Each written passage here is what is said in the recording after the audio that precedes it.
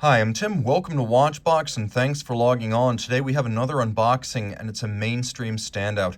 For 2020, the Rolex Submariner was redesigned, and as we enter 2023, the 70th anniversary of the model, we're going to unbox a Rolex Submariner, see everything that comes with the set, boxes, papers, and the watch itself. So let's jump straight in. Okay, so the first thing you're going to see is that this is a relatively straightforward Rolex package. There's not a whole lot of diversity among Rolex boxes in the modern era. The timepiece includes this sort of beige outer box with the 5-point Rolex coronet. We're going to move inside. There's a little piece of styrofoam to act as a buffer between outer box and inner box. You can see that there is a little bit of a sense of occasion. There's the Rolex coronet in gold with the Rolex green logo. And of course we have that wonderful seabed texture on the top of the box. Whether it's designed to look like the ripples of a sandy seabed or perhaps the surface of the waves, I'm not certain, but it reminds us of Rolex's long-standing nautical heritage and pioneering role in creating waterproof watches. So we'll remove the outer box now, and you can see there's nothing else to behold there.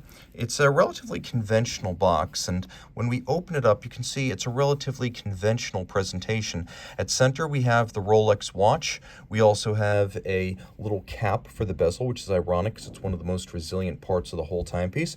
And then we have this little Rolex chronometer tag reminding us that it is in fact a superlative chronometer. So this means the watch has been through the COSC chronometer test, which is based on the ISO 3159. The COSC test is a movement only test. Rolex takes the certified movement, cases it up, and then ensures that the fully assembled watch will vary by no more than -2 +2 seconds per 24 hours, and that in 6 positions, not the 5 of the chronometer test. You can see there's also a very cool hologram on the tag. That's a lot of fun to show off. Kids will probably find that to be the most entertaining part of the entire boxed set. All right, we're going to zoom out once more and take a quick look at what we get. The box is simple, and so is the packing pillow. The watch features this little cap, which I guess if we're being truly complete, we will want for our boxed set. That helps to protect the white gold bezel. And this is the white gold Submariner. This is reference 126619LB. 9 being the last numeral means it's white gold, and LB means lunette bleue. It is the blue bezel. So we have a really refined 120-click unidirectional diving bezel. It has that Parachrom ceramic insert, what appears to be silver inside the bezel. That's actually platinum deposit, so it'll never tarnish or oxidize. The little bezel pearl itself is actually sapphire capped, which is Rolex over-engineering at its best. The action manages to be both crisp and silky, which is a fascinating and elusive dichotomy.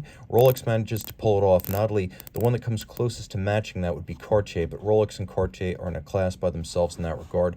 We have the triplock crown in gold. We know it's a triplock crown in gold because it has 2 small flanking dots and a large one at center. And of course, it is 300 meters water resistant. We also know that 1,000 feet and 300 meters are not exactly equivalent, so we're going to press the I believe button here. Indices on the dial are white gold along with the hands to once again avoid oxidation and tarnishing. Rolex uses its own chromalite blue, and I like that all 3 hands are loomed. That should be mandatory on dive style watches. We're going to zoom out a little bit, take the watch off of its pillow, pop open that oyster clasp, and take a quick look at glide lock, because glide lock is really why you get a Rolex dive watch in the first place. Yes, there is inimitable history and high style, and it's a great store of value, but this is just so much better than Rolex's standy EasyLink.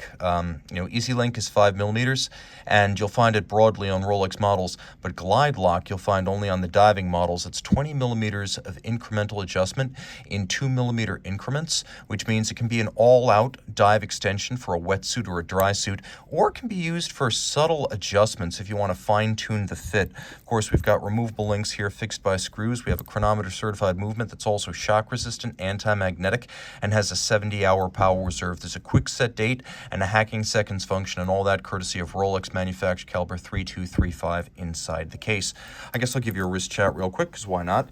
Normally, I don't do wrist shots in these videos, but people have so many questions about this watch, I may as well just showcase. My wrist is 16 centimeters in circumference, and because this is the post-2020 version of the white gold sub, it has a 41 millimeter diameter. It's 12.3 millimeters thick. From lug tip to lug tip, 48 millimeters. From end link to end link across the wrist is 51.2 millimeters. And my goodness, does it feel like $1 million with that solid case back, solid end links, solid center links, and the thick gauge oyster clasp. All right, diving deeper into the box, I'm sorry to say that there's not a whole lot more. While the insert is removable, there's nothing underneath it. In fact, you could be forgiven for thinking there's nothing else to see, except that Rolex does include this little hideaway compartment at the top where you'll find the paperwork. The first thing you're going to find is this little pleather wallet. It gives you a warranty card, which was new for 2020, and while it's not functional on my phone, because my phone is in a really thick case, there is actually a little near-field chip inside this thing. If you hold it to your iPhone, it'll call up the Rolex website. It's also part and parcel to the process of registering the watch at the time and location of purchase. To make sure you take advantage of the full 5-year warranty on the watch, this does have to be swiped by the dealer to activate that warranty, and you can see this one was bought in 2020. Rolex has a 5-year warranty, but they recommend a 10-year service interval, so you should be good to go for quite a bit beyond the actual warranty period. And again, all of this is Rolex green because, as they say, Rolex bleeds green. It is the famous corporate color. How much do you like that there's a little bit of a vignette fade too on the card from black to green? Okay, much more to see here. We have a Rolex user's manual that's actually kind of generic. It is for the Submariner Date, so at least it's model specific. But you can see there's not a whole lot going on. If you ever wanted to start your watch from stop, you're going to want to use 25 turns. Taking a quick look, it mentions the COSC certification and then the unique testing of the other factors like precision, water resistance, winding, reliability. It is a full test, but what you really need to know is that it's a watch assembled test, and it is -2 + 2 seconds per 24 hours.